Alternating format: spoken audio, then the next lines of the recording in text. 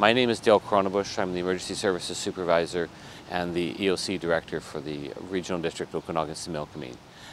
Today is June the 7th. We want to talk a little bit today about water table, and that's what the Okanagan Lake is rising, and we learned an awful lot about water table when we've been seeing every spring freshet. We see the channel flowing at high capacities. That we run that in the Oliver area. That's about 2 weeks before we start seeing some groundwater issues. That's where we start seeing some pooling of water on top of the grass outside of the dike system, as well as we start seeing potentially water in people's basements or in their crawl spaces. So the same thing's going to happen here.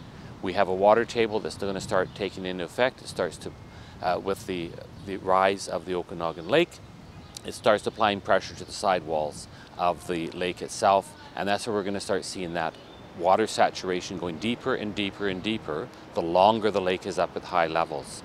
So the problem with that is that when we start looking at some of those areas, the Penticton area and the Summerland and all points between there have these silt bluffs. And the silt bluffs are made of a silt material that will actually, we're not exactly sure, at least I'm not sure, as to what exactly the characteristics of that material becomes when it becomes wet or has a high volume of moisture in there.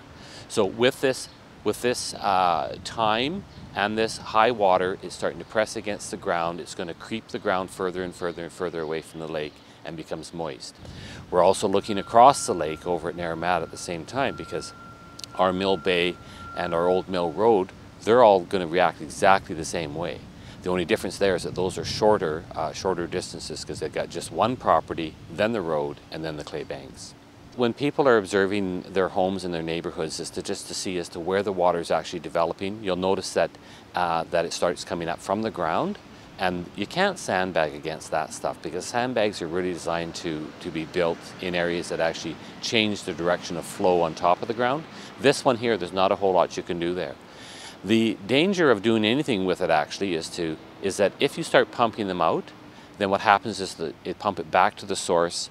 The water continues to travel underground, and it does something to that where it starts to travel faster and faster, and so therefore it becomes a bit more of a problem when it starts to flow faster and faster. And the only way to fix that is to have the water go back down.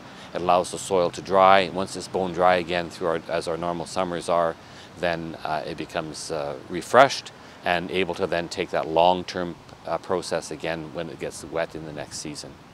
The three regional districts within the boundaries of the Okanagan Lake are going to be starting to have conversations next week and talks about what do we do with all the sandbags, what do we do with all the damaged bridges or the damaged docks, what do we do with all the debris that's floating around in the water now.